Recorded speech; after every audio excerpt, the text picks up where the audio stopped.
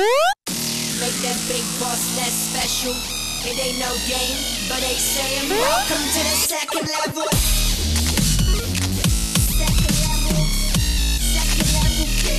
Second level. Hello, Internet, and welcome back, or welcome to, the official Level 2 podcast, episode 56. We're almost ready for AARP. My name's Keegan, one half Level 2 Gamers, hanging out with Tom, the other half. How you doing? I'm good. I am a little nippy.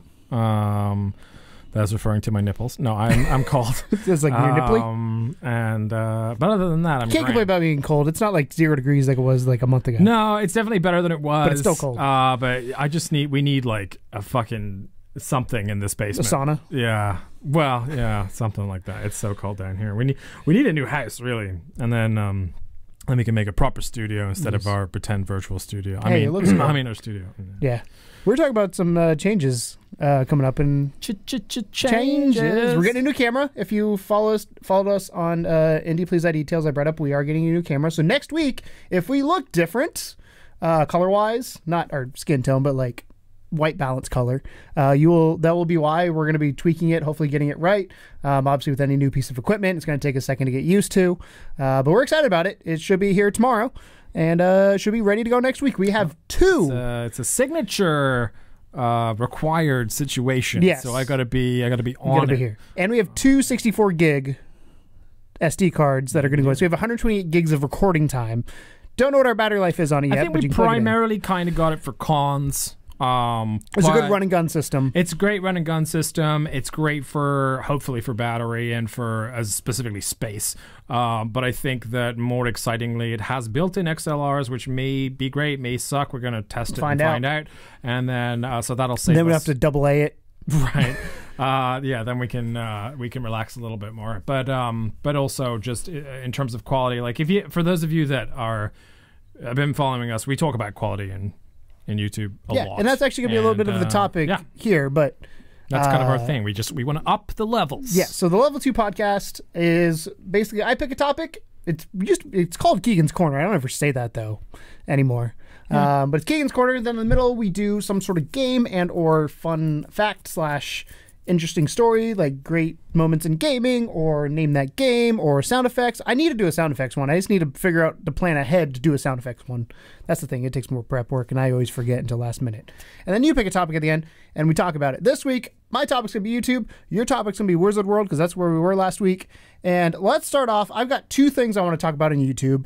One, I feel like we have to talk about some changes that YouTube have happened. We talked about, I guess, 2-3 weeks ago now, before Ezili, thank her for coming on last episode, was on. We talked about the new YouTube monetization, and it now is 4,000 watch hours and 1,000 subscribers. We hit that. Again, you can watch the video. Thank you guys so much. We meet the requirement, which is kind of cool. I had no idea we were. Like, I was like, if we don't, whatever. But we did. But since then, there's been a few things that have happened. That was in a response, kind of, to a lot of things, but the nail in the coffin was the Logan Paul situation. In the Suicide Forest. You said that. Yeah, situation in the Suicide Forest. Again, you can watch that video. We've got our feelings on that. Oh, not yeah. his video. Watch our video, to get our feelings on that. And then recently, and you did not know this, but he has been put into hot water yet again because he was caught testing things on animals and tasing rats for a video. He's just such a massive twat. Yeah. So one of the things YouTube has come out and said is they are looking at further things outside of the strike situation they have going on right now. Is jail one of them? Because it should be. The strike program, or whatever you want to call it, punishment they have right now. So on YouTube, the way it works with... I feel like I was playing a trumpet. Sorry, I was like... On YouTube, the way it works is there are multiple things that can happen. So, basic thing that can happen if you can monetize you get one of two things. One, you'll have it to where we get the little yellow icon where you have limited or no ads because YouTube doesn't think that's safe. They hate us. Well, they're working on it, and I give them credit. It's getting better. It is I getting give better. them credit because how do you start an algorithm? You have to start somewhere, so they probably started really low, and we got hit like crazy at the beginning. Yeah. I fought every single one, and it's now getting to the point where we'll still get hit every so often on like certain things, but even then I'm like, I mean, really, like, the worst thing that we do is swear. yeah. A lot. Well, I'm talking even the games that we play. Like some of them are considered violent. Like I know Call of Duty YouTubers that have every video flagged because it's Call of Duty. Yeah. So you can get flagged for limited and no ads if you're able to monetize. If you are or not in the partner program, if you upload some sort of copywritten material, so whether that's music, We get ass kicked for TV that. shows, whatever it may be, there'll be one of three things that happens. Thing number one, which is the most common, you get what's called a content ID, which means it's been flagged, says, hey, somebody claimed that this is their copywritten material, which is fair. They're allowed to do that, and they are either going to put ads on your video and make the revenue from it, or they're just going to monitor your video and see how it does.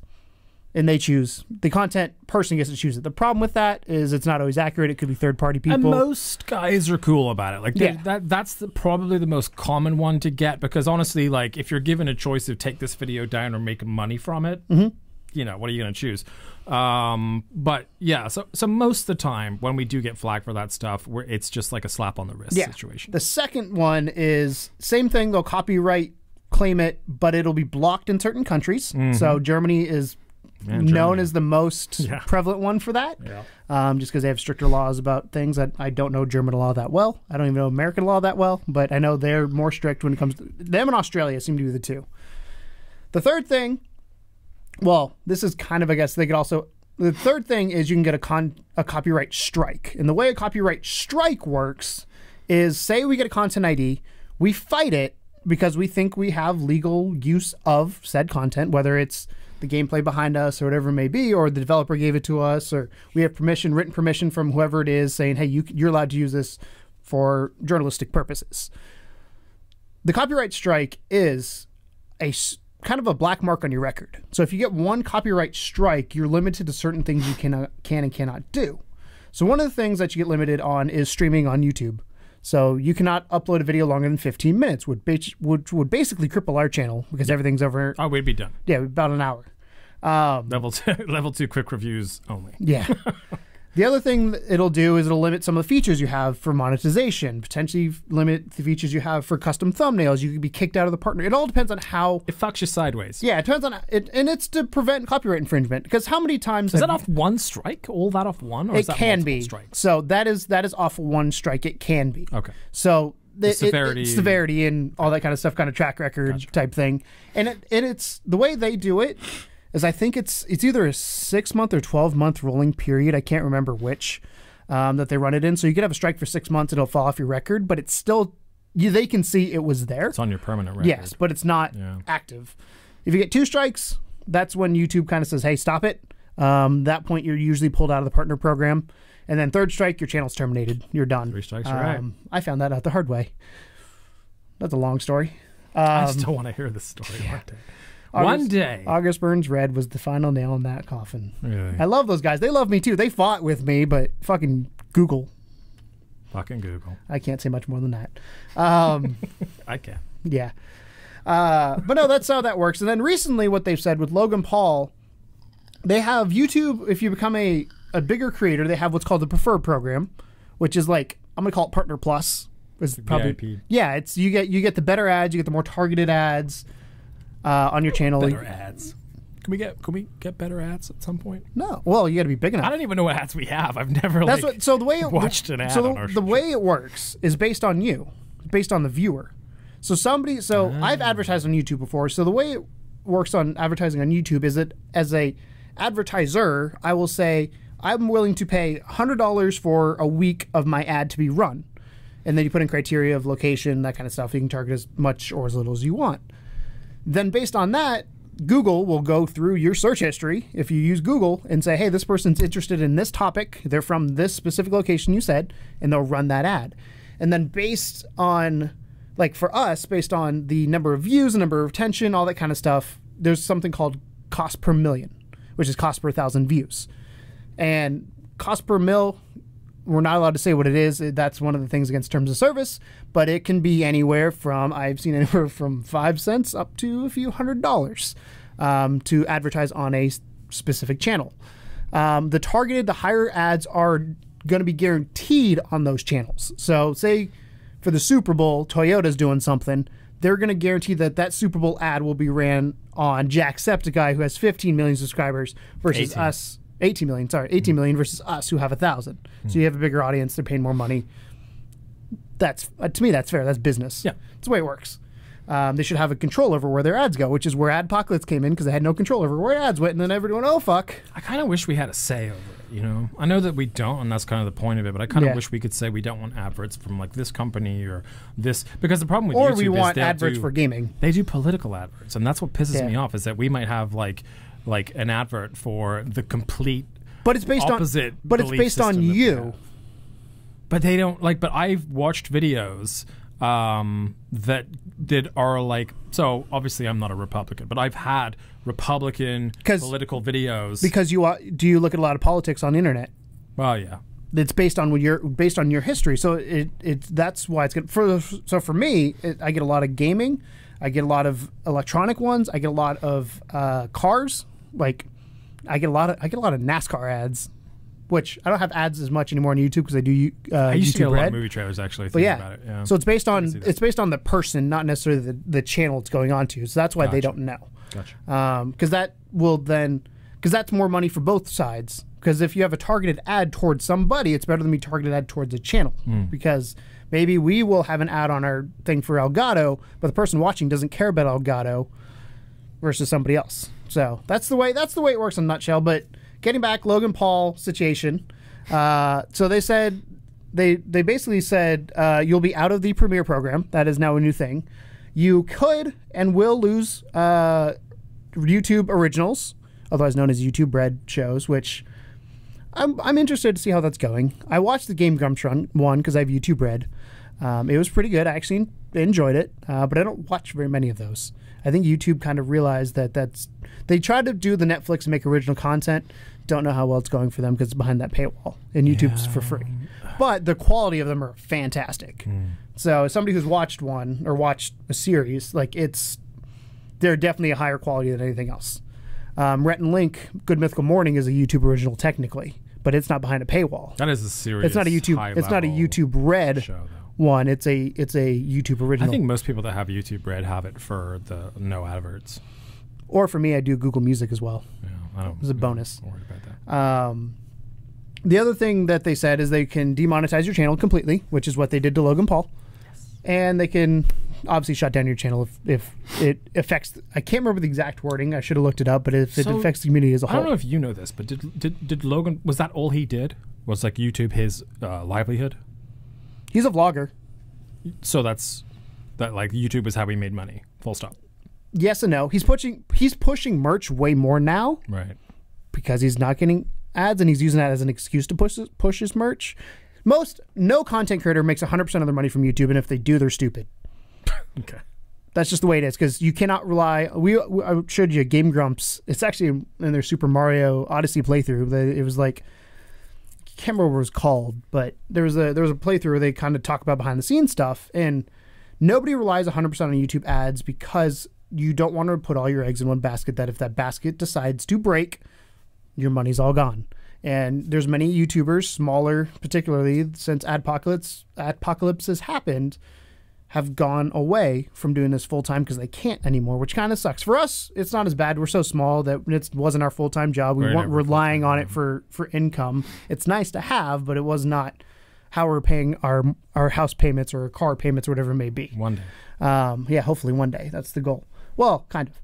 But if you have multiple income sources, so a good person I talk about is video creators. Tim Schmoyer is his name. He talks about ad revenue. He talks about selling books. He talks about getting connected with advertisers, all this different ways to make money on YouTube. Obviously, Patreon's a big one right now. But they come in cycles not just of for what YouTube it is. either. Patreon's just good if you're creators. The arts in general. Yeah, but he talks about just different ways of doing income, and YouTube should be the last place you get it from. It could be the most money you make at times, but it should be the last place you turn to make money. You should focus on the other things more. Because you have more control over them. Yeah. Type thing. So that's some of the new policies that have come out of YouTube, and like I like them. I think YouTube. One of the reasons I wanted to stream on Twitch this year, because I brought that to you. So we're going to do some inside baseball here. Is 2 reasons.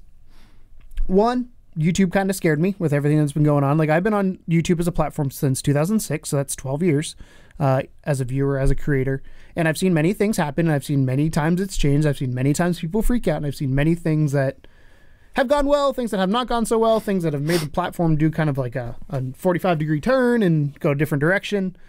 This was the first time that I felt like YouTube no longer had control of YouTube when it comes to what they were doing, because it was such a big problem that they had both sides yelling at them. They had the advertisers saying, hey, we don't want to pay you to put our ads on racist, violent videos. We want control over where they go. You had the creators saying, hey, the ad revenue is being pulled away. We can't make our money. We need to figure something out here. Like, this is potentially our livelihood. And when you're getting that from both sides, how do you appease it? And the first step was to raise the requirements to 10,000 lifetime views, which I thought was a good idea. Hindsight, it was too low. And then they raised it up to the 4,000 watch hours, the 1,000 subscribers. And there's actually an interview, and I highly recommend you guys go watch it, with Casey Neistat and Robert Sneisel, I think's his name. He's the CBO. He's the head of YouTube. He's the one under the CEO of YouTube. I can't remember what his exact title was, but he did an interview with Casey Neistat, which is kind of good, kind of bad. It's a fluff piece. Yeah, he did ask some good questions, but it also, you can tell there's that relationship there. We're big Phil DeFranco fans. I'd love to see Phil, because I feel like Phil would shoot straight with him. Like, here's a question, give me the straight answer type thing, which they can and cannot do sometimes based on what's going on. I get it. My dad was an executive for a company. You can't tell company secrets. But I recommend go watch that, because it is a good kind of insight of what YouTube has thought about recently, because there has been a backlash from both sides that they've got to figure out. And Casey, one of the questions he asked him was, how do you react, the person in charge of this, to what's been going on? And he goes, honestly, I didn't know, we didn't know what to do. Like, we had to take a moment to kind of figure out what needs to be done. And we are working internally. The quote, there's lots of things you see behind the scenes that are not going on, which is true. I'm sure they've got people trying to figure out what's going on, but when you've got a monolithic company like YouTube, there's definitely a lot of cogs going there. So I can imagine getting everybody on the same page. That's not something you can just have a meeting and be like, okay, let's do that. That's going to be a couple of meetings at the very least. Yes. So they've got some things going on. I think, like I said, these are good first steps. I think there's other things they need to do to, quote unquote, clean up the platform. One of the things, what was particularly interesting, actually, was that after the Logan Paul thing, for the first time in a long time, YouTube started using their Twitter account, which I thought was kind of interesting. You know, because they're so like the Game Grumps actually made a joke about it. They said it's like a council of druids, but it's like, they're so like mysterious, the head honchos of YouTube, and you could actually see they had actually like taken the time to be like, okay, how do we reach people and how do we engage your audience? Yeah, but even that was received poorly because of how it was worded. It was, but credit to them for doing it. They tried. Yeah. So one of the things in the Casey Neistat interview that he said is, why not use your platform to inform people? That's what it is. Like, that's what Reddit does. You have a perfect platform to do it on. And the answer basically was, the guy was like, I'm not really a content creator. I wouldn't know how to go about that, but they could find people to do it. Sit in front of a camera and say words. Yes, but you have to remember, not that hard. For somebody that high up, obviously it's time, money. How would you get it? How do you want to brand the message, branding, all that kind of stuff? It wouldn't have to be them that does it, like you said. It could be other people. But you have to make sure that everything's on together as a cohesive brand. The high level. You don't want some rogue Reddit agent. Guys, whenever there's so Reddit has had very similar things happen where they've had because they have many subreddits, and they have like some weird that were subreddits. like hate filled subreddits where there was one that it was like it's like a fat phobic subreddit, like fat shaming or something. They obviously have like Nazi ones and like really fucked up ones, and then the fappening happened and they had like a whole fappening subreddit, so they had to like start shutting down these subreddits that were filled with hate. And you know, Reddit is not necessarily the most forthcoming company. They've definitely had their own fair share of shady shit going on, but they will post a blog from the official Reddit account explaining any changes, any thoughts, any whatever, and they post it to Reddit, and it's always at the top of the front page because mostly because people give a shit. But yeah, I don't see any reason why they couldn't have like a voice of YouTube that just passes along the message. That I think is something they're looking into at this point, because it just takes time to set that up. Takes some time. Yeah, I don't know if they trust us. Well, we wouldn't be on brand necessarily. That's the thing. We're on brand. We're always on brand. What are you talking about? What brand are you on? I'm on YouTube. So that's the brand I am. Because that's the thing is you got to be careful when you're doing something like that. Obviously, you don't want some rogue person to come out and just share all the company secrets, do all these things. There are certain things you have to be aware of. Kind of. Yeah, but you also want them to be honest. That's the thing. One of the things we always talk about with game developers is transparency. That's the big thing. Just Destiny right now is a prime example. Bungie is a prime example of getting better at being transparent. So the community finally said, we're fucking done. A lot of people have left, including myself. But a lot of people are done with that game. And then Bungie came out recently and said, here's our roadmap. We know you guys want this. Here you go. We can't guarantee timelines because we don't know how long some of this is going to take, but this is our plan. And sometimes even that, it's like we talked about the Switch. I always thought Bungie's communication was pretty good. I mean, because when I was part of the Destiny community, they would always come out with updates and blog posts and stuff. I just think that a lot of it is that they weren't necessarily talking about or addressing the things that people wanted them to address. Which is the problem when your game's broken. Right. So that's the issue is they talk about all these new things, but they don't talk about how they're going to fix what's the old stuff, the stuff that's already there, and you're just going to build upon a broken foundation. Yeah. It's going to crumble. So I just wanted to talk a little bit about that because I think YouTube is turning in the right direction. I think based on what we're seeing, as long as they take these steps forward, I am comfortable with YouTube as a platform. Not that I was always scared. YouTube's not going to go under. There's no way it's going to go under. It's too big to fail. Yes, but it's one of those things where like it was getting scary there for a lot of people because of what was happening. And it still sucks that there are smaller creators out there that maybe lost their livelihoods, or maybe they took a leap and they left their job because they were making just about enough, and then suddenly like they're not making enough and they have to maybe pick up a part-time job or whatever. For people like us that are like our end goal, of course, is to be able to do this full time. Like it's good that I mean, it's good that they're cracking down in a way that makes sense now, as opposed to just cracking down like almost frivolously. Really, was what they were doing. They were just throwing out the banhammer left, right, and center. But or weren't doing anything at all. Yeah, or not in certain cases. That's the big response from a lot of people. Well, you always worry with any company that's like multi-leveled like this, where you have like your VIPs and stuff, that the people that are in the top 100 biggest content creators, that they're getting some kind of specialized treatment, which they are, as to an extent they are, but also like things we don't. Linking back to that Game Grumps conversation, as they pointed out, most of the revenue that comes to YouTube is coming from viral videos and how-to videos and stuff that's like not necessarily like coming from Rhett and Link. You know what I mean? So I'm sure a big chunk of it is, but it's still like, I don't know, it's interesting, I thought. Yeah. So I want to talk a little bit more specifically about us. Now that we've talked a little bit about that and the changes, I just wanted to throw that out because I feel like YouTube is turning in the right direction. It's been a lot of, I think 2017 for YouTube was a growing year, was a year of humbling, was a year of kind of getting back to who they should be. Obviously, PewDiePie, I think, started the situation, and then Logan Paul kind of fanned the flames. Can you just not say the word situation? Situation? You say situation. Situation. Yeah, it's a situation. Sorry. Then Logan Paul, and then other things have happened, controversies. Well, it's not just him. There's PewDiePie's. Well, the first time the PewDiePie thing happened with the Jew jokes and everything, like I kind of thought that that was a hit piece. They were taking a lot of what he did out of context. The second time it was on a live stream. Like that was just, you're a fucking asshole. Like, I mean, it's always been there on YouTube, like Drama Alert. Do you get rid of those guys? Like there's a lot of channels that, and one of the things I didn't bring up that YouTube did mention is they're trying to make it so channels that create drama are not recommended on the front page, which I like.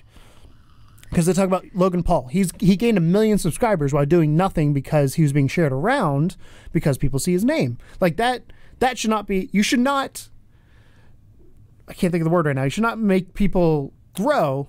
You should not have a benefit for causing issues. Like martyrs out of people. Yeah, it's one of those things where I feel like they You know who needs more fucking press? Coyote Peterson. Go watch any video with Coyote. Do you know Coyote Peterson? Yeah. So Coyote Peterson... I thought you were going to say us, and I was like, Tom, don't be narcissistic right now. No.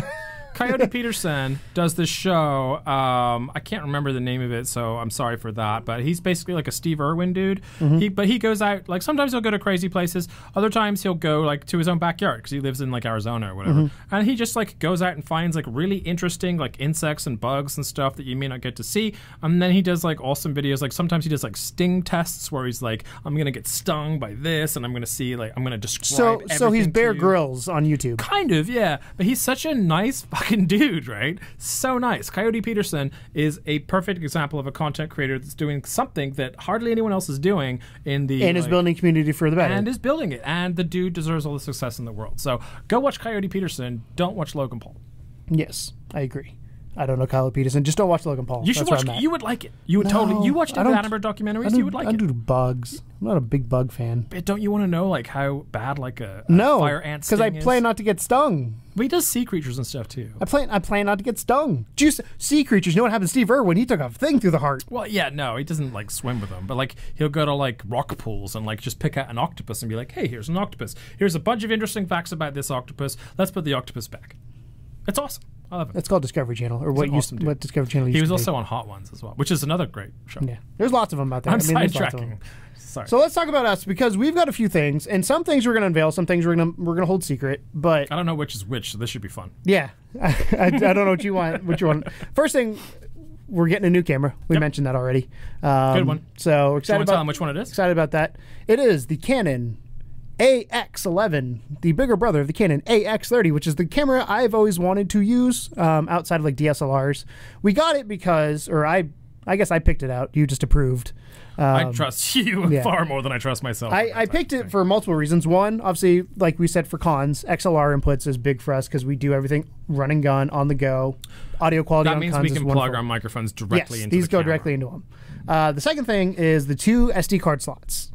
It does 2 things, which I'm very excited about. One, you can record on one SD card. Once it runs out, it can flip to the next. Or you can dual record in 2 different formats. That might be a bit of overkill, but say a card freaks out and fucks up, you still have a second backup of that video you shot. So on cons, I'm thinking we'll probably run that way just to be safe, versus like here, we'll probably just do flip over and be done with it. Also, it's AVC HD, which is what we run currently format-wise. This is a lot of video talk, and it records an MP4. So I'm excited about both MP4 would be smaller for uploading. That'd be good. Yeah, but the quality degradation is there. The other thing it does is a lot of different audio formats, all this kind of stuff. It's not 4K. I firmly believe YouTube is not ready for 4K because the infrastructure is not there. It supports 4K. Not very many people have the capability to watch 4K videos yet. I rarely can get 1080 I don't think our show benefits from 4K. We're not pretty enough. Well, there's that. You don't need to see all my imperfections. But at the same time, like, you know, largely we're using a pixelated background. Like we're running videos in the TV or pictures on the TV here that are, you know, they're not 4K. They're just like random things that I found usually online. But like it's if we were like doing a wildlife show or something, sure. Or at cons, maybe it would be good. But generally speaking, the majority of our content is either directly recorded gameplay or us in a pretend studio. So it doesn't really matter. 1080p works for me. We stream in 720p. It's a little fun fact. Partially because that way it doesn't buffer for you guys on the other end.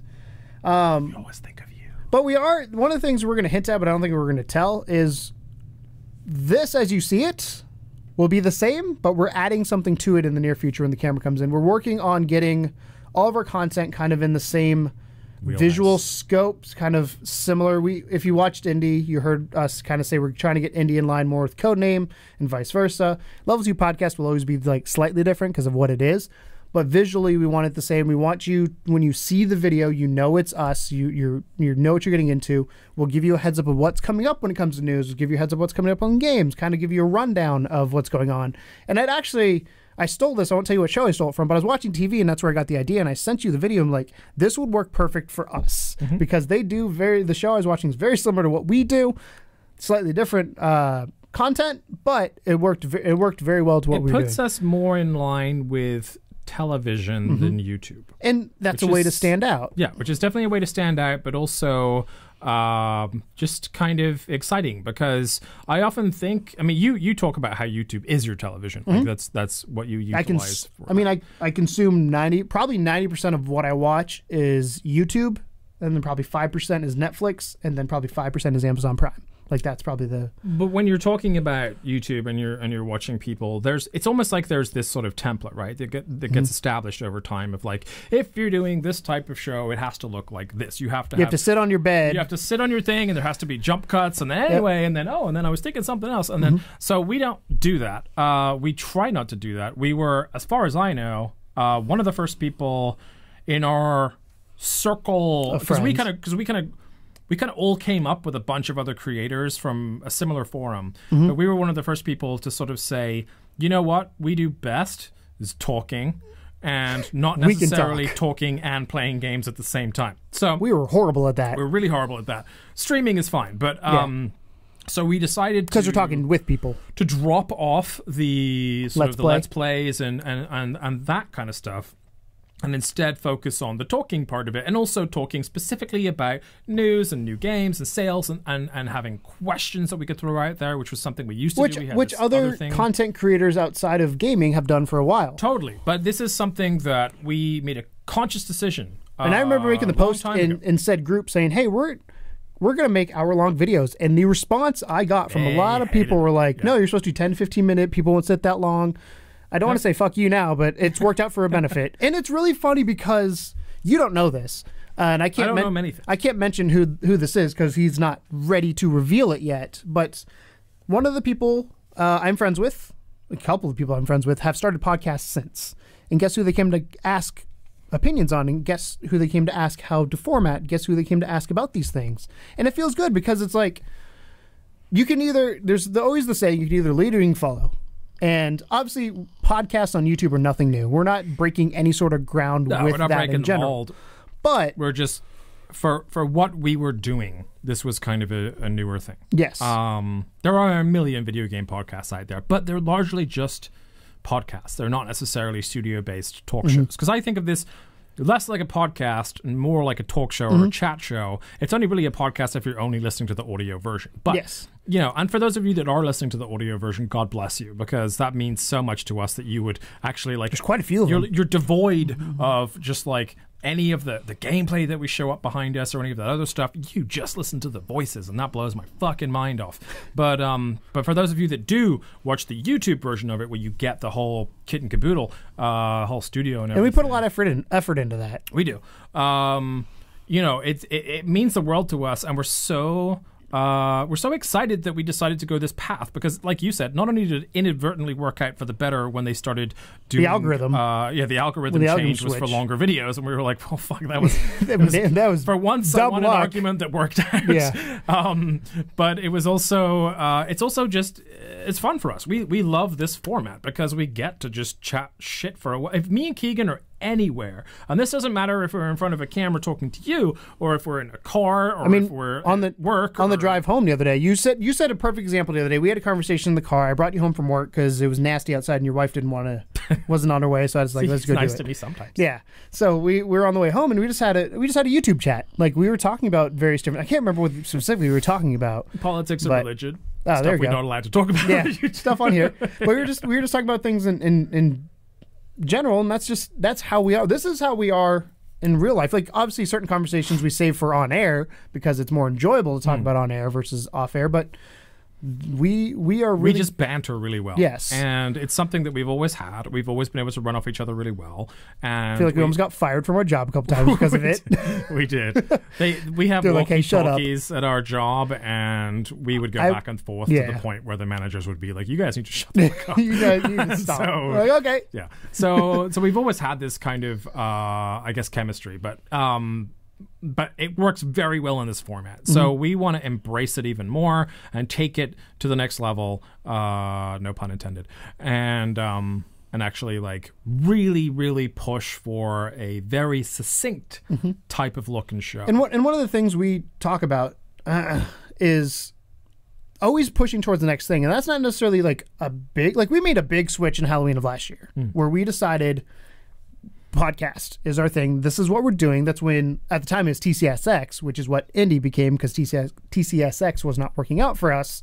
But it wasn't that it wasn't working out. It was just I think it was too big of a baseline. It was like it was a PlayStation podcast. You may or may not remember it. We had Bargain Basement too. Don't forget that. But like it was a PlayStation podcast that was fun for us, and we I think we did a good job of it. But there are so many. I mean, who could do a PlayStation podcast better than PlayStation, right? They already have PlayStation Underground. And they have all the access. They already have Kind of Funny doing one. They had like, so for us, it was like, okay, there's enough people talking about PlayStation. What can we talk about that not enough people are talking about? And that's where Indie came in. It literally came up at a Indie convention. Indie developer conference. Yeah. So that's where it came up. And then obviously we got Codename, which always been huge VR. Yeah, once VR came out, we're like, okay, here we go. Even before. Even when I was bitching about it, like I've always wanted VR to be successful.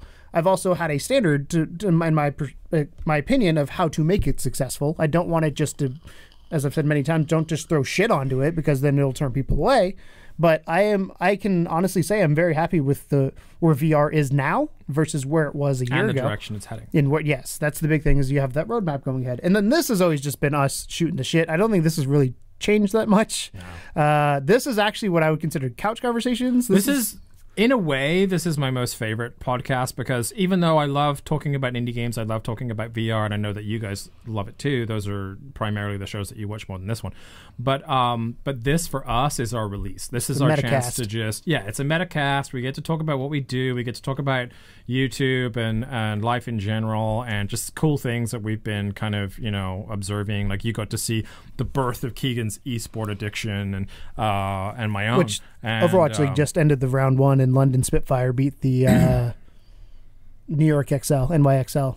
Prime example. Yep. And for us, this is kind of our moment because this is always pretty much always at the end of our day. Yes. So like once we're done, like we've just recorded, just to pull back the curtain even more. We record on one day. We record everything in one day. It goes Indie, Codename, Level 2 podcast. And we record on Tuesday, so that way if something does come up throughout the week, we might miss it. And the nice part about it is that, like, because he mostly takes Indie and I mostly take Codename, like, we have different levels of energy that we can apply. So, like, it's not like he has to do the entirety of one podcast and then the entirety of another podcast and then, like, half of another podcast. Like, he can take a backseat during VR. I can take a backseat during Indie and just be kind of like the question plate. The question pepper. Yeah. And then that means that you kind of keep this level of momentum and this level of because one thing, it's funny because one thing, again, curtain being pulled here, one thing we used to run into and we were very self-aware is energy levels. Like there'd be moments where we'd be at the end of recording just be like, because when you had Bargain Basement and you had, I almost fell asleep a couple times. Yeah, you did. And you did.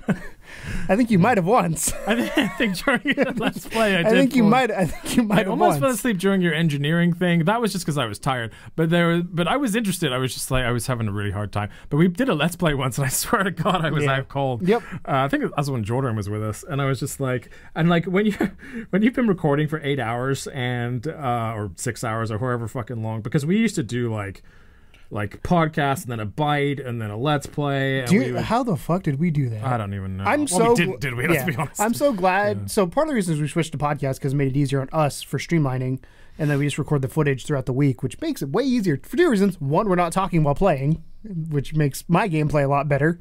You don't get to hear my witty banter though.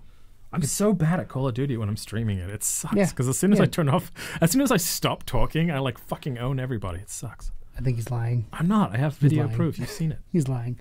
But like, I don't know. I'm really happy to end up where we are. And if you are a content creator or somebody who is getting into YouTube, like I said, we made a big change Halloween about 6 months ago, roughly. God, it's been that long. And that was the big change. Now I think it's just kind of tweak. You're refining. You're putting in, you're scuffing out all those kinks. You're buffing it out. We're never stagnant. Yes, we don't want to be stagnant. And I think that's the problem. Is you get into this kind of like cycle of you churn it out every week. It's the same thing. Like we don't have time to record some of the things we want to record. Like for example, we want to record a lot of little skits and like buffering. Those are things. time. But yeah. A, they're super time consuming, and B, you have to have the energy level to pull it off, right? So after us doing 3 podcasts back to back to back, we're kind of fucking tired. So we oftentimes might have to look at like a different day to try and come up with something. Like we've been trying to fix our Patreon for fucking months. And we never have time to just sit down and be like, okay, let's redo this. So we're gonna. Let's be honest. It might be Indie Popcorn when we go Thursday of Indie Popcorn that evening. We'll just sit down. And be like, I mean, we're totally gonna get to that stuff, but it's like it's never a priority to us because always our priority from when we decided to do it to this very day is the podcast. It's like get those 3 done. Everything else is supplemental. To give you an idea of something, I'm going to pull back the curtain here even more, and this might be something that surprises you. We don't have a curtain anymore. It's gone. It's gone. We pulled the shower curtain off. Oh, hey. We took the blinds off. One of the things we're talking about doing is kind of separating the podcast into sections for people. So that would be having buffers in between. And for us right now, like the goal ultimately, I think, would be having affiliate links or sponsors or something to give you guys to help support us. So say we have an affiliation with Gamefly. We've done anything with it. But if you sign up through our Gamefly link, you get a discount. We get a kickback. Those type of things we put into there that helps us out, and it also helps you out with the first month. You get a discount on your Gamefly subscription. And linking back to your comment about not relying entirely on ad revenue, that's kind of important. That's a way to do it. The other thing we're going to put in there is tying cross-pollination of shows. So I think right now we can both say strongly that VR and Codename are probably that's the biggest show we have when it comes to viewership. It's slowly leaking to other places, slowly going to Indie's indie. doing way better, and it's really good to see it because obviously we love supporting indie developers. So the more people watch that show, the more support indie gets, the more games get out there, and a lot of the stuff we put into that show are people that we know personally. But but I think a lot of it is because you need to start doing indie reviews. Oh, I know. I can't reviews. But no, you did great with the last one, the Air or whatever it was. It was short though. That's my problem. Is I don't get through a game far enough. They're called level 2 quick reviews, dude. Yeah. But like so after we do the podcasts, the supplemental stuff helps us out a little bit, and that was always a plan as well. But we wanted it to be not tied down to any particular format. I mean, right now we do kind of have like a kind of a format. Well, I have a kind of a format. Yeah. But there's going to be a lot more. I'm working. So something I've worked on, and I showed you the secret project I talked about. I made, and I got to tweak it before I put it up. But I made a video called the 4 things I want to see from PSVR in 2018, and it's basically me laying. I'm not going to tell you what it is because you got to go watch the video once it goes live.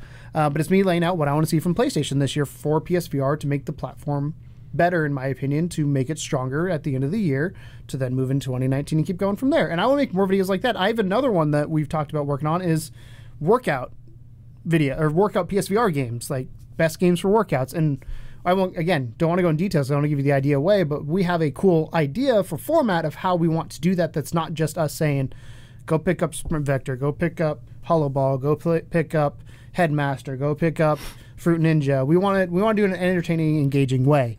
And I want to do more and more of those. I'm trying to figure out kind of the best way to do that with indie. The idea I had was maybe at the end of the month do 3 indie games or 4 indie games you missed this month, that kind of thing. That'd be good. I'm just trying to figure out the best way to do that when it comes to what's come out, because indie games are hard to find, but maybe it'll just be Keegan's picks for the month. Well, that's kind of why we're covering them, is because they are hard to find, and because it's like it's a case of how do you sift through the million indie games that come out in a month and say, and all the emails you get. These are the ones that you need to pay attention to this month. So I've got ideas of videos. I just I'm nailing down the format, and I think I've got it pretty well done. I just got to tweak the one I did earlier because I think there's a couple things visually that would make it more appealing. But I'm working on things like that. Obviously, like Tom said, I need to do indie review. I don't like reviews. There's just something about them. You do really well for the channel. Yeah, I just don't like reviews. There's just something about them. Well, you can find something else to put your efforts in. It doesn't have to be a review. It just has to be like content in general. But I've had like I mean, I do my rants. I've talked about potentially doing something Rants with are rants. fine. I'm fine with rants. As long as that content is king on YouTube, and so I mean, like this is our baseline. The podcasts are our baseline. You're always getting a podcast unless we say. Yeah, everything else is like we may do it, we may not, but usually when we do it, works out pretty good. Yeah. So, but yeah, new camera, I'm gonna say tweak to the show. Shows. I'm not gonna spoil all it. The shows. It'll be fun when you see it. Let's just say it will definitely make us stand out. Yes, and let's just say Tom has it on his computer now, so it's almost officially official. Mm-hmm. You have all the templates. Longer to edit. Add at least an hour to editing each way, probably. So it's a good thing I have the day after today off every week as well, because my editing is most of the time. If I'm good, I can get all 3 done on Tuesday night, which is when we record. That's not going to happen anymore. We may even have to move the days that the podcast go up so I can get them done in time. We'll kind of see how that goes. But but big stuff in a small package coming. And we don't know when it's going to start. We're working on it. Obviously, the camera for us was kind of the catalyst of all this. Like, let's wait till we get the new camera, which should be here as recording tomorrow. So we'll have it next week. I think we want to wait a couple weeks to make sure we get the camera down before we jump into we're the not new just going to format. start using it right off. And obviously, we got to get the bumpers done. There's so many things. Like, again, I know the show every week to you guys is pretty much the same, and I would love to know what you guys like and don't like about the shows. Like, I feel like we talk a lot of times about the questions, but we don't ask specifically. So, like, this week for Indie Please That Details, if you didn't watch it, go back, because I added new releases, because that was something somebody said, hey, you should talk about the new games that are coming out on consoles, because it makes sense. If you're talking about indie news, why don't you talk about the indie games that are out and then cover them that way? I was like, that's a brilliant idea. And I thought about it before, but I was like, what's the best way to do it? Because I want to do PC, but the problem with PC is it's so hard to curate a list. So I'm sticking with consoles because that's what we play. That's primarily what we cover. We don't have a gaming PC. With PSVR, it's an easy thing to do the new releases because there's only ever sometimes 0, sometimes we had 5 this week, which is a lot, which is a big one. But for you to have to do all the indie games on PlayStation and Xbox and Switch is a lot. I found a way to curate that together though, so it makes it way easier. But I think that was a good addition. Actually, I like that. So my feedback to you is well done. Cool. I got to figure out format wise how I'm going to fit it in, because it felt weird because I called it detail 0.1. Maybe it'll be detail 1, which will be the new releases. I don't know. We'll figure something out. Yeah. We'll figure it out. That's my job. Or you could be your job if you want to tell me how to do it. Fucking tell me how to do it. But let's move on to our game, because I don't know how far we are into this podcast at this point, but I feel like we're hot second in. I know we've been chatting for a while. About 50 minutes. Cool. Let's move on to the game. And we sat there for a little bit before we started recording. That's true. So the game, as is always the case, because I forget to make shit, is Name That Game. Tom has 20 questions to ask me. 20 closed questions, which is kind of one-word answers or straight answer, whatever you want to call it, to ask me to figure out a game. The only question he cannot ask is... what genre is it? There you go. So, this week, on Name That Game, I've got it pulled up right here, and go. What genre is it? I'm just kidding. Okay. My favorite place to start with these, as usual, is what was the first console that or a thing that it came out on? First platform. That's the word I was looking for. Simultaneously on Windows and PS4. Okay, so it's a newer game. You see how I narrowed this down? I'm going to give you, we're going to go completely behind the curtain for this entire thing. So in my head, give us your thought process. I'm thinking it's got to be a newer game because it's PS4, but it came out on Windows at the same time, which means it was released for PC and PlayStation, which is honestly a rarity. So that's interesting. Well, yeah, I'm surprised not on Xbox. Yeah. Now that I look at it, absolutely. I didn't think I realized that. Okay.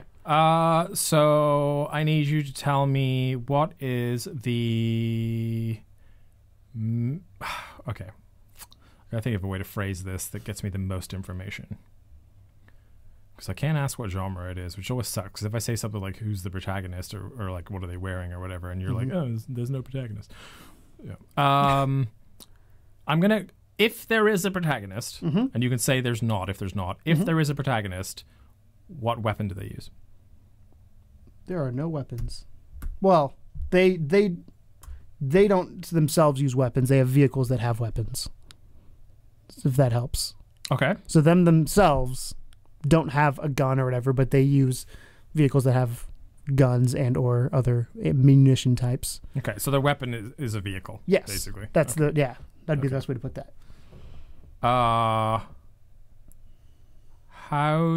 Is it level based? Like, is there like level 1, level 2? Level Yes. Okay. If we're talking, if we're talking like story mode, because there isn't there's an open mode. So there is after a story mode. But Okay. the story mode is that one the away story. for free. Yeah. Well, that's because yes and no. The main part of the game, yes, but I don't want to be like it's just level based. I got you. Question number 4.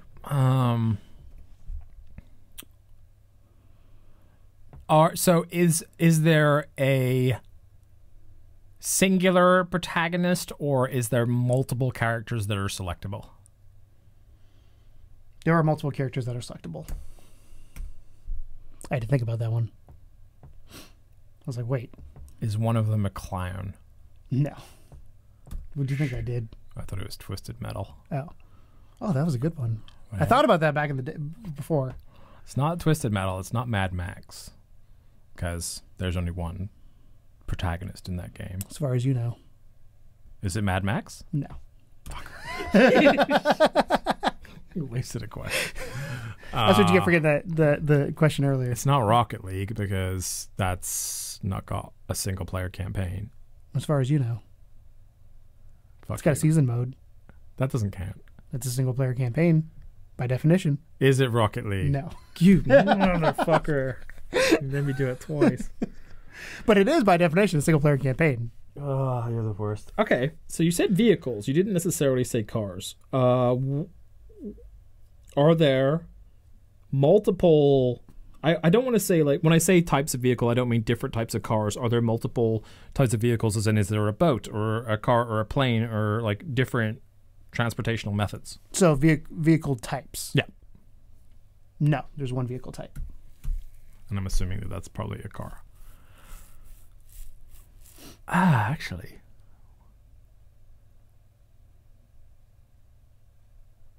What's your thought process? My thought process is I'm thinking along the lines of a Wipeout style game. It is getting a VR update. Right. So that was in the news. That's how I figured out about some of these Wait, games. this game is getting a VR update? No, Wipeout is. Yeah. It's not Wipeout. I almost picked it, though, because it was getting a VR update. And Yeah, no, I was... Because it was on the front of my mind. I was like, he'll never get that. Oh, wait. I was just thinking about, like, because if it's level based, there must be a story mode. Ooh.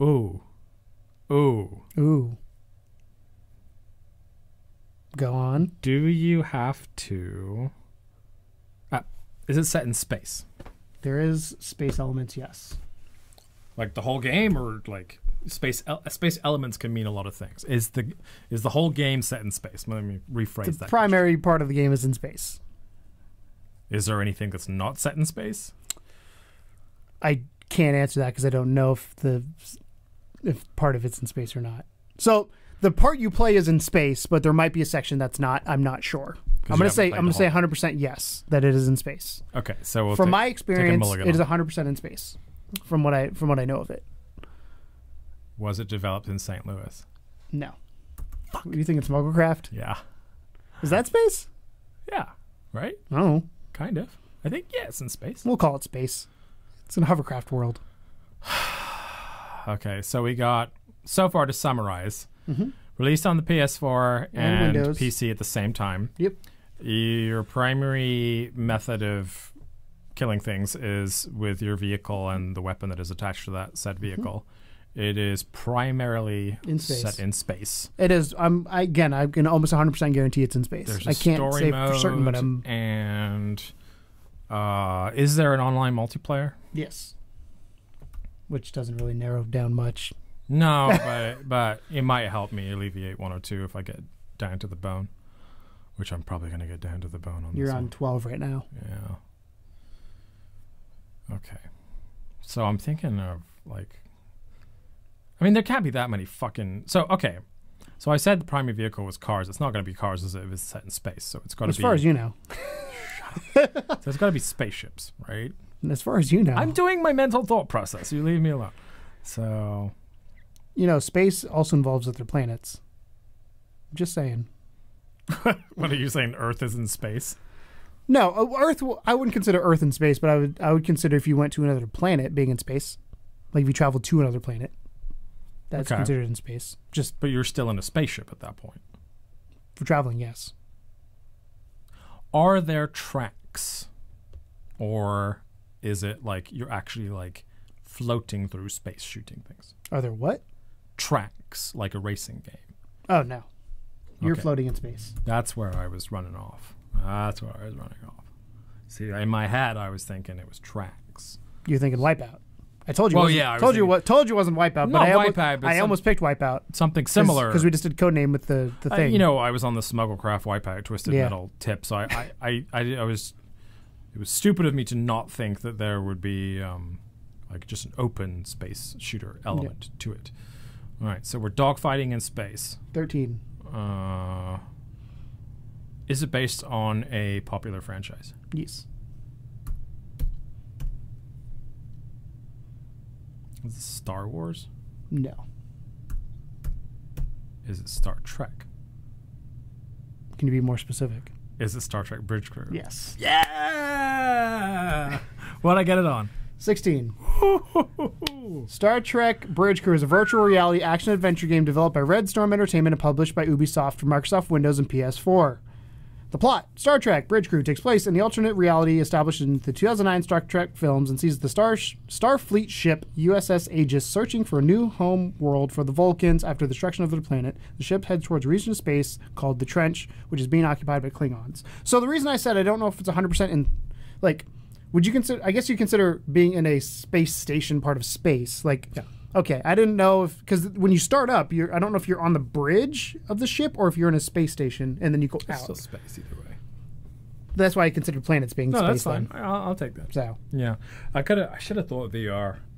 yeah, as soon when as you said PC and PS4, I should have. yeah, that's what I was like. I was That's like, a- that's when I was like, Xbox, interesting. You asshole. All right, great. All right, so Star Trek Bridge Crew was your name that game this week. Did you get it? Did you get it before I got it? Probably, because I'm terrible at that. Although I have won the last two by the skin of my teeth. I feel like even if I said genre, you may not have gotten it. It's action adventure. That's No, such if you a, said this action is- adventure, that's that's too because vague. that's according to Wikipedia what the That's genre way is. too vague. If you just said VR space shooter, Yeah, then you'd yeah, have had maybe it. Well, I mean, there's 20 of just those. VR would have narrowed it down. I should have Yeah. said as it in VR. That would have helped me a lot. Yep, that's why I did it because I was like, he's not going to ask this question. Okay. I gotta twist it just a little bit so you can't get it. No, you did good. You did good at trying to throw me off track. I'm real good at that. All right. So, Your topic. Tom's Tales this week is going to be about Wizard World STL 2018. We went there last week. That was why we weren't here. So sorry for our absence, but thank you for coming back this week. We decided after the great success of last year's Wizard World trip that we were going to make another trip out there. We got press passes, so thank you to the Wizard World team for that. And we spent 1.5 days at a 3-day con that we got free passes to. Do you want to allude to why it was only 1.5 days that we spent there? Because we had pizza beforehand, which was delicious. That's true.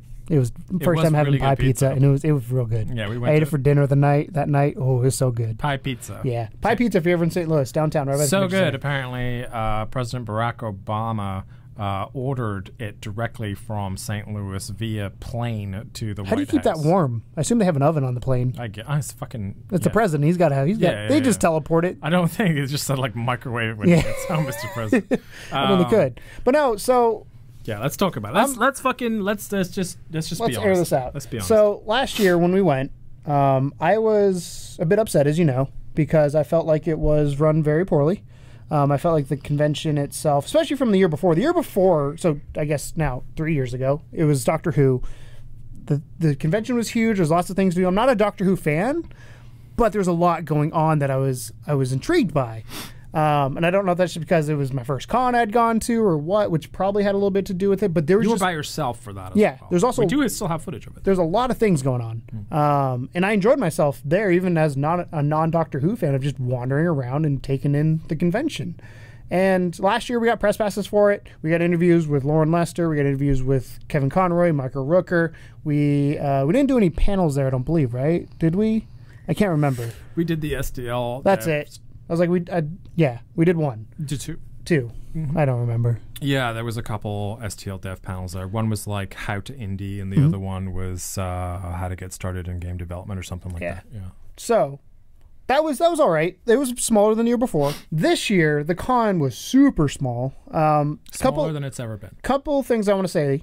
Stan Lee was supposed to be there. He pulled out the day or two before, which doesn't Not his help. fault. Yeah, doesn't help the situation with it. There was obviously big open space where I'm sure he was supposed to If be. you missed that whole thing, he had He was in the hospital. like a heart attack or something, Yeah. and he was. I mean, he's 96 years old. Yeah, I mean, dude's old, but yeah, he actually like had a pretty serious physical issue. Weird part was apparently he had come out after like only a day of being in there and said he was still going to honor all of his cons, but this was like the day before that he was hospitalized, I think, or like 2 days before, and so we kind of expected he wasn't going to make it. Yeah. So big pull got canceled. There's that. A couple other people, Lou Ferrigno canceled again, and James Masterson. no, Michael Rosenbaum Yeah, Michael Rosenbaum canceled. Yeah. So a couple of the celebrities pulled out, but the artist alley was small. The gaming section keeps getting smaller and smaller every year. So the year I went that you didn't go, there was a whole arena area that had. First of all, it had a giant like setup with a screen and a tournament going on. So it was Street Fighter, I believe, Street Fighter 5, I'm pretty sure, and Smash Brothers. They had tournaments going on there. In front of that, they had indie booths. So that's actually where I met Carol from Smugglecraft at the time. Now she's at college, well, going back to college. New York. Yeah, she's out in New York. She's the one who got us connected with Pixel Pop. She's the head of Pixel Pop Festival. And that's where I ran into TJ for the first time as well. So, like, that was cool. And then off to the side, they had the Bandai Namco had sponsorship going on, which is funny because Ace Combat 7 was there, which is Bandai Namco. But they had Dark Souls. They had the Dragon Ball Z game. Dark Souls 3 before it had been released. So it was like a month or no, it was, I think 2 weeks before it had been out. Jordan was pissed because I played it and I sucked. But I was like, haha. And a couple other games I didn't play. Because they were weird Japanese fighting games, and I'm like, I'm never going to play these. So it was relatively large. I liked it. That was the year with, like I said, Doctor Who. Last year, the gaming section was smaller. They took a giant chunk of the area out, and the panels were all right. Last year they still had like a board game section and Yes. stuff though, like for people that were into that. Because I feel like this year I didn't see that. I didn't see much. Yeah. So the way the convention usually has been set the last few years, you have the way the America Center, which is what it's called, is set up. Is you have the dome, the Edward Jones Dome, which is the convention center itself, and then outside of it you have different rooms. So it would kind of spill into this hallway, then spill into, I'm going to call it like a gymnasium style room. It's just another big, large open room that they had stuff set up in. This year was only inside the dome. Like the press registration, the line to get in was where the gaming section was the first year I was there. Like that whole section was lopped off. Actually, no, it was where the concessions were. It was even further down. So it was just the dome that had everything inside of it. And it felt real small. We wandered around. Like the artists, it was cool because there's always cool art going on. But like, if you weren't there for the celebrities to spend, I don't know, $50 to $100 get an autograph or to meet them, like there was no reason to be there. And one of the complaints I have with Wizard World is they felt like they were nickel and diming a lot of people. And I can say that honestly because like Indie PopCon, we'll compare the two we've been to. Indie PopCon, obviously some celebrities you pay to have their autographs. That's just the way it works. Indie PopCon though does a free autograph stage, and it's up to the clientele, which usually it's YouTubers, so that's more my speed, and they have a little bit younger base. It's more online media base versus Wizard World's more traditional Comic-Con as you think it, anime, Marvel, DC, that kind of stuff. And you can get free autographs if you stand in line. That's cool. I like that concept. Or if you want to get one of the big celebrities, you still have to pay. And again, I have no issue with that. And they make press pay for their tickets. We get a reduced price, but we still have to pay for our tickets, which I think online press. Which traditional press is get it free. Fair. I Yes. think that's fair. And to give you an idea, if you're going to Indie PopCon for the weekend, $60 for a weekend ticket. If you're going to Wizard World for a weekend, I think it's I think it's $90 to $100 for 3 days. So it's more expensive. You then have nothing to do that you can pay or without paying to go meet people. Like, you can't even, I feel intimidated just going up to a celebrity and talking to them without paying for something, and that's a weird pressure. Well, the celebrities are also laid out very differently this year, because the year that we both went together, there was kind of this big red carpet open area where they all had little booths, but they were kind of like back to back, and like you could literally just go into the middle of the red carpet area, wait around for like a lull in the queue to meet them, and then just kind of like play jump rope and see if you could jump in and get a quick interview. This year, they were all lined up in single file, in traditional booths, in weird places. Spaces. Yeah, they were in booths, but then there was a row on one side, a row opposite that, and then there's two in the like back, two random in the back, and poor Sean Bean all by himself, and Nichelle Nichols as well. She, bless her, she did get her, she got honored by the mayor of St. Louis this year, and they actually declared a Nichelle Nichols Day, which I thought was really cool. She got a proclamation, which was great, But we had difficulties this year because, as you know, before we went to Wizard World, we were very excited. We'd been talking to the PR there, and we'd basically, what happens, for those of you that don't know, what happens for press at cons is that you'll get like a message that sort of says, here's the people that you are allowed to interview, here's the people that you're not allowed to interview, who do you want? We'll nailed on time. So we sent in our requests for Sean Bean, Billy Boyd, Sean Astin, Bonnie Wright. And we got a message back saying, cool, got it, thanks.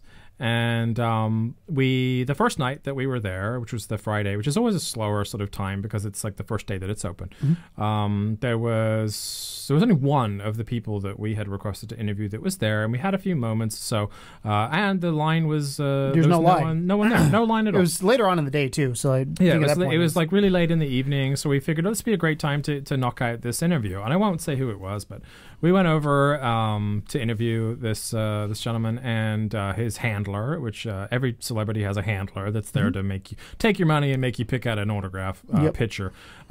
Said, hey, who are you guys? And we said, oh, we're here with. We emailed the PR guy. Yeah, we're here with. As Wizard World Press, and we've already been okayed to do an interview.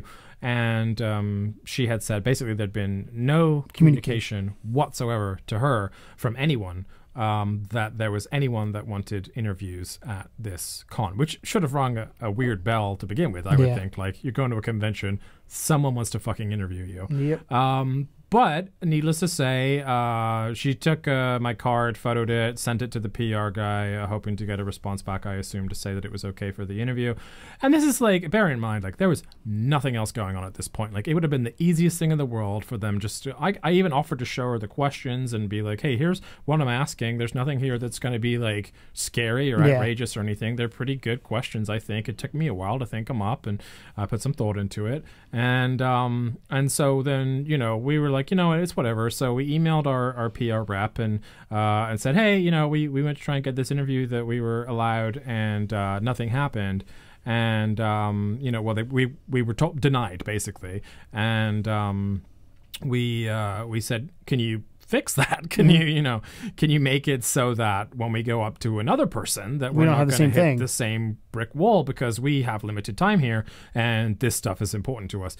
And we did not receive a reply. We never received a reply. Yeah, we never received it. In fact, we did receive a request for all of our footage, which I'll be honest, we didn't send because we were pretty mad at that point. I have choice words. I think I had very choice words when it came through, and I was like, no. Yeah. So so basically, the awesome celebrity interviews that we had lined up were all denied based off the fact that the guy that was in charge of celebrity interviews didn't communicate to anyone. And we weren't the only ones. We knew some other people that were there that were trying to do press, and they ran into the same issue. They were lucky enough, though. They went guerrilla. Yeah, and they already knew some of the people, which then got them the in. So like James Marsters, they'd interviewed last year. They'd contacted, which was smart for them to do. I give them credit for it. Contact them directly, so they're able to do that. But like, it just sucks. I mean, Yeah. It felt like we did everything we were supposed to do, and just were ignored. And I get we're not the biggest coverage for them, but my thought and opinion on that, then, I mean, it's cool that we got to go for free, but my thought and opinion on that is, don't give us the press passes. Then, if you don't want us to cover your don't convention, want us to be press. Yeah. Don't give us press passes. Exactly. So, I mean, I'm grateful we got them. Yeah, I mean, we say it's free, but, you know, we drove there every day. We paid for parking every day, which wasn't cheap next to the venue. We paid for food. When you're in there, food is expensive as shit, and it takes forever to get to it. Especially on Saturday. There's a lot, you know, there's no real benefit outside of free entry to the convention, because everything else costs money anyway, like we had previously pointed out. So for us, we just kind of were like up a river with no paddle. And so we decided to try and make the best of a bad situation. And we got we decided to aim for cosplay, which is something that is always easy to get. Just grab people. Because everyone loves talking Fucking, about what they're wearing. It was terrifying. Or Pennywise. Yeah, Pennywise was terrifying. So that's what we did. We got one panel recorded for our friends at Thousand Faces Cosplay, and God bless them, because without them we would have nothing really. Yeah. Thank you, Ethan. Yeah, thank you to Ethan Lauren. and Lauren, and also Ivy Doom Kitty and Captain K for allowing us to record, because it was Ivy's panel. But we recorded their panel. They allowed us to put our microphone on the desk, so we got really good audio. So we have a really great panel on cosplay if you're interested in Cosplay 101. We also have a solo interview with Ethan, which was fantastic. I love talking to that man. And you know what the best part about having this camera is? When we see him again at Indie PopCon, which they're not confirmed there yet, but after talking to them, it sounds like they're going to go. Yeah. We won't have to hit pause halfway through, and we can just keep rolling. Actually, I talked to him about coming on the show, and he's going to try and find a time to come on the podcast. That would be awesome. I love that man. Not in the same way Lauren loves him, but I love that man. He is a handsome man. But he's also really smart. Like that's the thing is super smart. One of the things, and I want to harp on him a little bit, and both of them.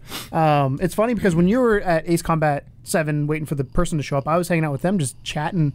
And first of all, Lauren is dressed up as Tiny Tina in character, which is weird when she goes, I told her, it's weird when I'm talking to you and you go from like, we'll be talking a normal conversation, somebody will come up, she'll go into character, and she'll come back out. And I was like, oh, hold up. She's very good at handling her schizophrenia. Yes. Yeah. But like we were having, and I won't say what it is because it's a personal conversation, but we were having a really good conversation beforehand of just like stuff in general. And they're friends of ours, and it's really funny because it was one of those things. The first time I interviewed them at Indie PopCon 2 years ago now, I had no idea who they were or their characters. I just like, you're cosplayers. I didn't realize they look good. Like, I knew nothing about cosplay. Let's be honest. I just knew they looked good, and they looked like they knew what they're doing. They had a booth. They said with their Thousand Faces. I was like, cool. I don't know who you are, but let's get this. And little did I know that would turn into, every time we see them, we get to hang out with them, all this kind of, and they're very gracious back to us as well. Every time they use our footage for anything, they're always like, we had a great chat with the guys we love at Level 2, and so it's very much a reciprocated relationship. Those two we love to death, and like you said, we want to get them on the show. And because they ironically are from St. Louis, like that and just happenstance. They're just really good conversationalists. Yes, like they have so much to say about the thing that they love, and it's always great talking to them. Also, Ethan pointed out, go watch the interview, but it's the first interview I did with him where he had a shirt on. True. So I thought that was pretty funny. I was like, I didn't even think about that, but he's been Krieg every time, I think. So basically, we got the things that Thousand Faces helped us get. We did do some man in the corner stuff. So what we did was, the second day we decided to try and make it more fun, because we were, honestly, by the time we left on Friday night, we were pretty bummed out because the whole thing. We were like, well, it even got to the conversation of like, what time do we want to go? Is it worth going early in the morning? Right. We ended up going later. We went later. And we left early. I dressed up in cosplay, because I have a really easy cosplay that I can do, which is Wilfred, because I have a dog suit and and you just blacken your nose and then you're a dog. Specifically Wilfred, as well as like a bearded guy from Australia. I can just about swing an Australian accent. So it's really bad. I was like, oh yeah, that's my Australian accent. But I'm gonna ask Kat about that. But we went there, and we figured, you know, if one of us is in cosplay, maybe this will be interesting. Like, you know, we get to experience life as a cosplayer and stuff. And we didn't really do a whole lot of that, honestly. Mostly it was just me in a dog suit interviewing people.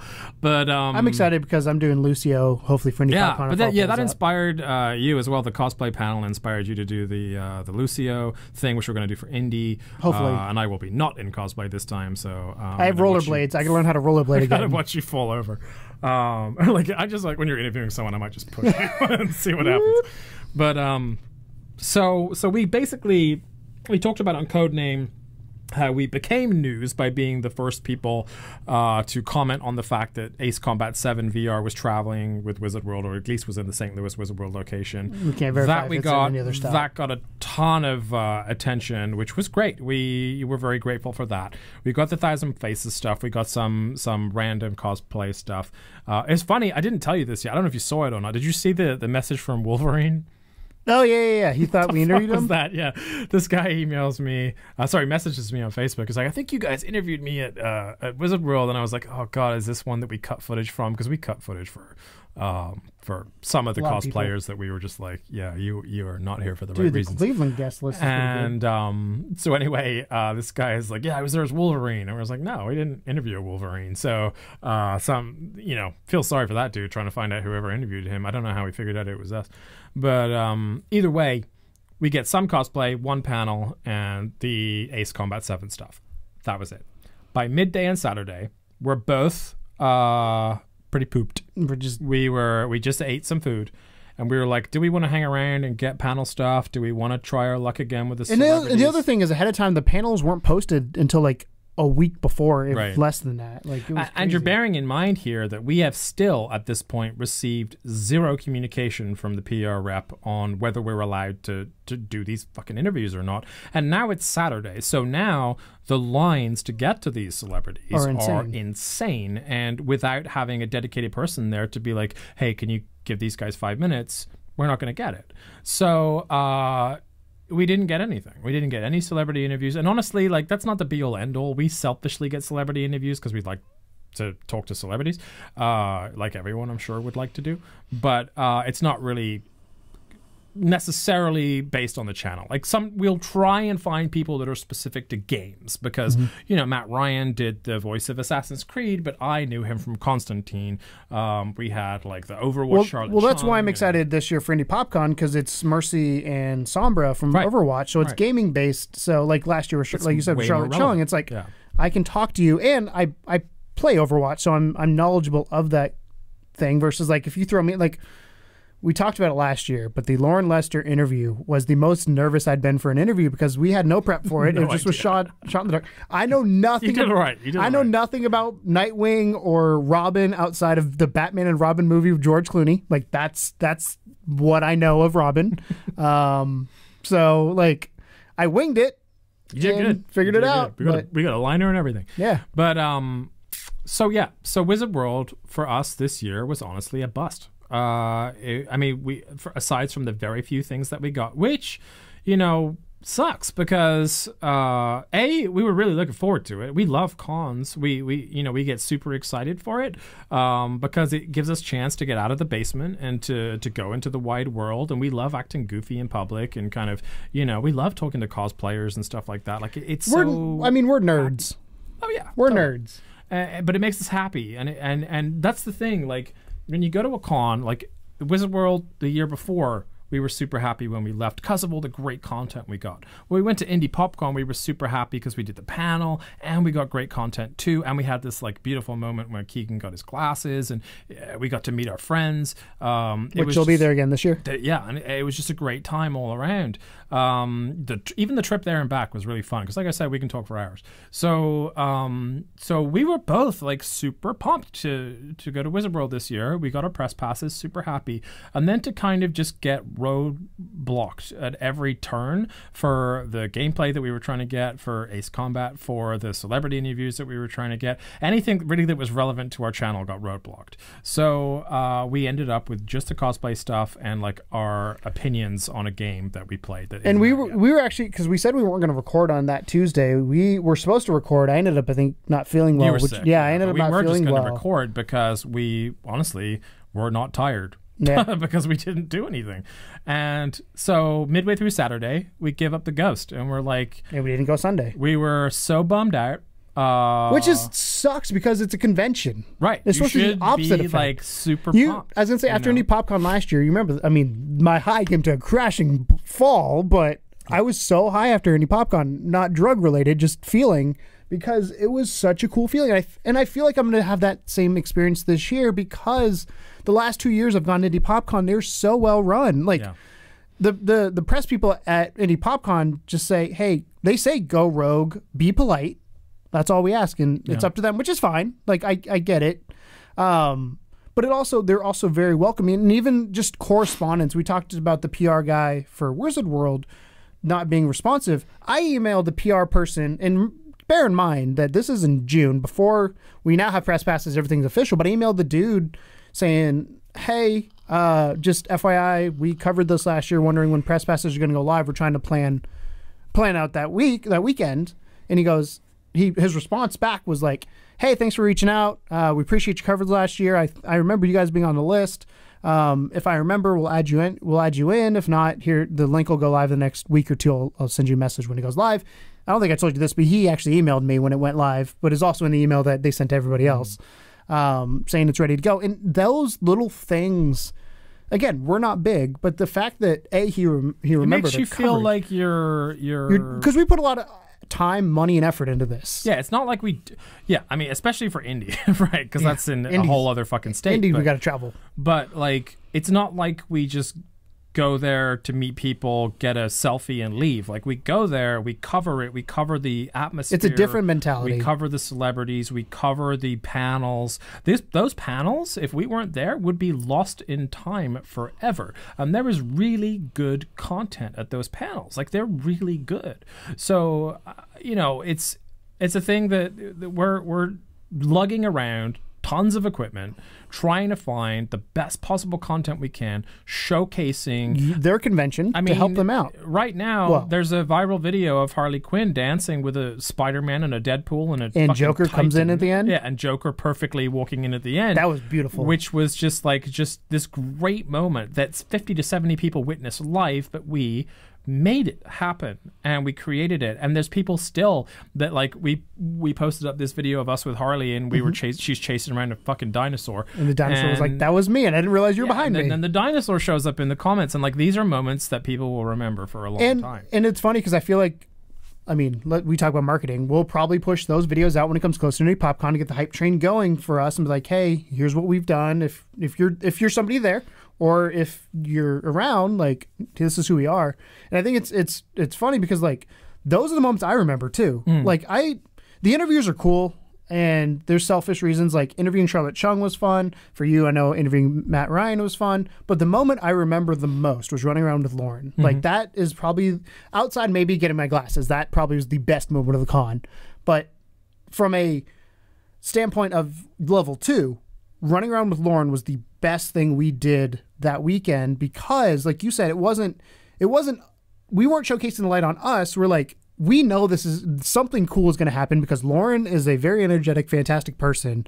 She, as she said, has no shame. She's perfectly suited for that idea. For making a moment that people will remember. And that's the coolest part. Like, I'm sure they get it all the time where they meet people in cosplay of like, "I remember meeting you. This is what we did. Like, you're so cool." Like, I don't know what they would say to them, but like, I'm sure they get that a lot where they make moments They're happen. excellent in character. Yes. So having that moment was one of the coolest things. Even when I emailed, I won't say his name, but I emailed the PR guy from Indie PopCon. He referenced that in one of the emails to me. Right. Yeah, he's like, "Yeah, didn't you guys do this one?" I was like, "Yeah, we did that with Thousand Faces." And I think I said, "They're trying to come back this year, just so you know." So hopefully that'll help. But he's like, "Yeah, that was like one of the moments that people were talking about in the office for Indie PopCon was that Harley Quinn moment." Yeah.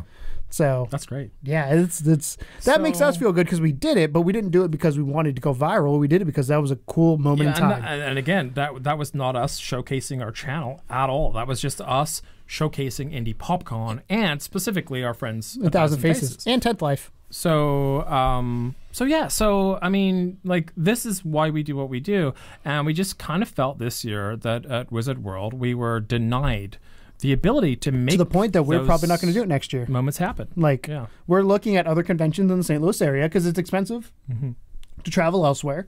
But we're looking at cons in the St. Louis area that we can go to potentially cover better. So yeah, so based off of how this year's Wizard World went for us, that's probably what we're going to be doing next year. And honestly, it kind of bums me out to say that, because you know, It's our like, backyard. It's our backyard. It's the biggest con that's in St. Louis.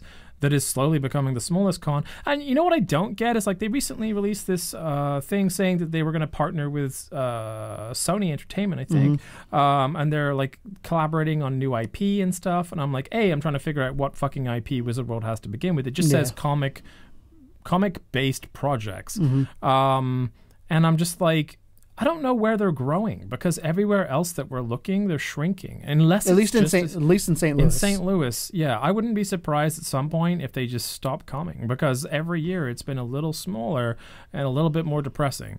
And It feels so poorly run. yeah, and it really is, like, for press anyway. We can't say how poorly run it is for celebrities and stuff. I have no idea, but for press, it was a nightmare this year. Well, I And, talked to yeah. I talked to a couple vendors, and they had similar experiences with it this Really? year. Of like, they're like, again, I don't want to mention any names because I don't want to out anybody, but they said they were there because somebody asked them to do a favor to fill up the con, or they were there because they felt obligated to be there because they'd done it so many years in a row. And they're like, Yeah. I mean, there was one artist we talked to. I don't know if he said it on camera or not, but there's one artist we talked to that said he's going to a different convention because he made more money there than he did at Wizard World. Oh yeah, he was going to have someone else run his booth, and Yeah. then he was going to leave and go to a different to convention Iowa, in the which is middle of that 4 convention. hours away. Yeah. Because he would make more money there. So, yeah, That's a telling sign. It's a bummy sucks. way to end this podcast, but it's honestly, like, we felt like we should talk about it, because for those of you that were maybe looking to get a playlist the size of last year's playlist or Indie's playlist as far as content goes, and then only saw like 3 or 4 videos, that's because we only recorded 3 or 4 videos and then we left the fuck out of it. Yep. We were Which super sucks. bummed when we left, which is the opposite of how you should feel when you go to a con. Wizard World, we wish you the best. We hope that you get your shit together and that you realize that even though press may be small like us, we create those moments and we record those moments for prosperity. And we'll that's also what tell you people when we're want. not happy. Yeah. And we're going to be honest with you. So this is us being honest with you. And you're also not getting that footage. So. Anyway, that being said, big things happening to the channel. I won the Name That Game thing, and Wizard Wizard World World sucks. We'll see you guys at Indie PopCon. So that being said, thank you so much for watching. We love you guys so much. If you've endured the entire hour and a half of this podcast, we really appreciate it, audio or video. You really are the best, and thank you from the bottom of our hearts as usual. Please drop us a line if you had similar experiences at this year's Wizard World St. Louis, or if you disagree with us, maybe you had a great experience. maybe you had a great time Or we and just you're like, missed what the it. fuck are these guys talking about? Or if you have any comments on the new YouTube policies, small channel, big channel, doesn't matter. Yeah, and that kind of stuff. So thank you so much for watching, and as always, Welcome to the second level. Bye. Ain't no game, but they saying welcome to the second level.